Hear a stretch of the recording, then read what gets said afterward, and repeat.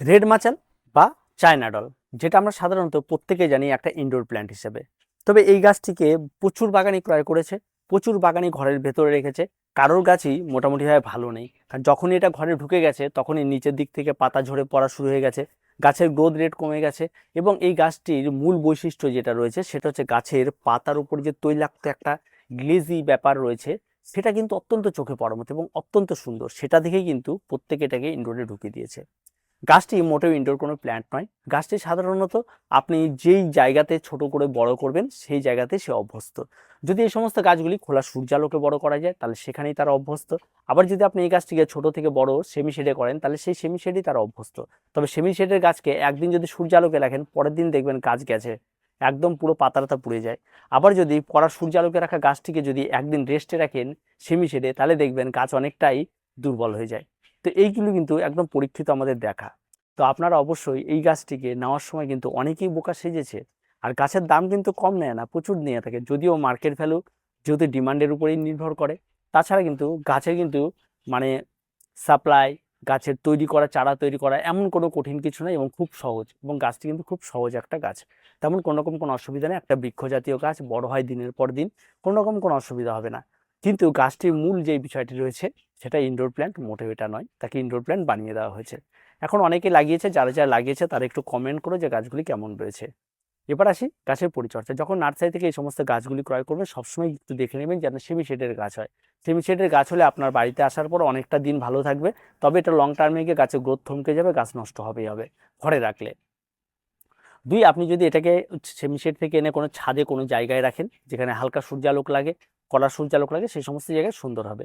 তাই এই সমস্ত গাছে যখনই ক্রয় করবেন একটু দেখে নেবেন। আর গাছ ক্রয় করলে তো 300 350 বড় গাছ অনেক রকম দাম হয়ে থাকে, জায়গা বিশেষের দাম হয়ে থাকে। আর যেটা ক্রয় করা বর্তমানে প্রচুর ভ্যারাইটি রয়েছে, একটা রয়েছে গ্রিন, একটা রয়েছে বর্তমানে ইয়েলো, যেটাকে আমরা সাধারণত গোল্ডেন বলে থাকি। ঠিক আছে, এইরকম ব্যাপারগুলো রয়েছে। তো যাই হোক, বাগানিদের ক্ষেত্রেই শুধুমাত্র ইয়েলোটা গোল্ডেন হয়, আর বাকি সবার ক্ষেত্রেই সেটা আলাদা। তো যাই হোক, এই গাছগুলি কিন্তু আপনি নার্সারিতে অ্যাভেলেবেল পেয়ে যাবেন। গাছটি যখন নিয়ে আসবেন, মাটির মিশ্রণ তৈরি করতে হলে একদম 50% মাটি, 30% কম্পোস্ট, 20% বালি, এই দিয়ে একটা সুন্দর মাটির মিশ্রণ তৈরি করবে। মাটির মিশ্রণ তৈরি করে গাছটিকে লাগিয়ে দেবেন।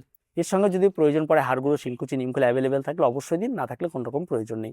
আর ভার্মি কম্পোস্ট, গোবর সার, পাতা পচা যেটা থাকবে আপনার অ্যাভেলেবেল সেটা আপনি দিতে পারেন, কোনো রকম কোনো অসুবিধা নেই। যখন দেখবেন ছোট গাছ, ছোট টব ব্যবহার করার চেষ্টা করবেন, বড় গাছের বড় টব।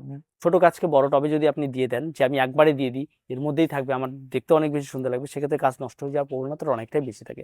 কারণ ওই মাটিতে যে পরিমাণ জল ধরে ওই ছোট্ট গাছটি নিতে পারে না, পরবর্তীতে গাছের মৃত্যু ঘটে। তো এখন বিষয়টা হলো এই সমস্ত গাছগুলি আমরা কোথায় রাখবো? এই সমস্ত গাছগুলি খোলা আকাশের নিচে বেশ সুন্দরভাবে গ্রোথ নেয়। আর তাছাড়া ঘরের মধ্যেও রাখা যায় ইনডোর প্ল্যান্ট হিসেবে। যদি রাখেন তবে গাছ বেশি দিন ভালো থাকে না, একটা সময় পর গাছের নিচের দিকে পাতা ঝরতে শুরু করে। গাছে আপনি রাখতে পারবেন ঘরের ভেতরে, সেই জায়গাটা যেন কোনো রকমভাবেই বদ্ধ না হয়, একদম খোলামেলা জায়গা থাকবে, সূর্যালোক পৌঁছাবে, সেরকম জায়গাতে গাছ কিন্তু থাকবে। তারপরে যে বিষয়টি রয়েছে অবশ্যই সেটা হচ্ছে গাছের খাবার। এই সমস্ত গাছগুলি নিয়ে যাওয়ার পর গাছকে তাড়াতাড়ি করে বাড়িয়ে তুলতে হবে, প্রচুর পাতা হবে, এই সমস্ত ব্যাপারগুলি থাকে। এগুলি যেন প্রচুর পরিমাণে খাবার প্রয়োগ করা হয়, পরবর্তীতে আরও উল্টা হিতে বিপরীত হয়। এই সমস্ত গাছগুলি অ্যাকচুয়ালি জংলি গাছই বলা চলে। এই সমস্ত গাছগুলিতে খাবার দিলেও যে গাছ মারা যাবে এমনটাও হয় না, আবার খাবার না দিলেও গাছ মারা যাবে সেটা হয় না। আসলে বিষয়টা হচ্ছে আপনার যে জায়গাটি রয়েছে সেই জায়গাতে দিনে কতক্ষণ রোদ লাগছে সেটার উপরে। যদি আপনি ঘরের মধ্যে রাখেন, রোদই লাগছে না, গাছ খাবারই তৈরি করবেন, আপনি গাছের গোড়ায় খাবার দিলে আরও বাড়তি খাবার জমবে, পরবর্তী গাছের মৃত্যু ঘটবে। তা আপনাকে ভালো করে বুঝে নিতে হবে, যদি ঘরের মধ্যে রাখেন তাহলে অন্তত যে মাটির মিশ্রণ তৈরি করছেন সেই মাটির মিশ্রণে 6 মাস খাবার না দিলেও চলবে। আর যদি আপনার মনে হয় যে বাইরে রয়েছে আমার গাছটি খোলা আকাশের নিচে, তাহলে আপনি মাসে একবার করে মিক্স খাবার দিতে পারেন, বা আপনি যে কোনো লিকুইড সলিউবল খাবার গাছে পাতায় স্প্রে করতে পারেন, রাসায়নিক খাবারও লাগাতে পারেন, কোনো রকম কোনো অসুবিধা নেই, সমস্ত কিছু আপনি করতে পারবেন। এই সব কিছুতেই কিন্তু গাছ সুন্দরভাবে বের উঠবে। তার সঙ্গে সঙ্গে আরেকটা বিষয় রয়েছে যেটা, সেটা হচ্ছে এই সমস্ত গাছে যেটা, সেটা হচ্ছে রোগ পোকামাকড়। রোগ পোকামাকড়ের মধ্যে যেটা থাকে, পাতা কুঁকড়ে যাওয়া একটা সমস্যা তৈরি হয়। আর তার সঙ্গে সঙ্গে ছোটো ছোটো চোষক পোকার আক্রমণ ঘটে। এগুলি যেন নর্মাল পেস্টিসাইড, সুপার কিলার বা যে কোনো একটা কিছু, বা আপনি যদি সাধারণত আপনার কাছে নিম তেল থাকে সেই সমস্ত কিছু স্প্রে করলেই দূর হয়ে যায়। ফাঙ্গাল আক্রমণ খুব একটা বেশি ঘটে না এই সমস্ত গাছগুলিতে, গাছগুলি বেশ শক্ত গাছ থাকে। আর তার সঙ্গে সঙ্গে অবশ্যই বর্ষাকালে এই সমস্ত গাছগুলি বৃষ্টির জল ভীষণ রকমভাবে পছন্দ করে, আপনি বৃষ্টির জল খাওয়াতে পারেন, গাছ ভীষণ রকমভাবে এনজয় করে।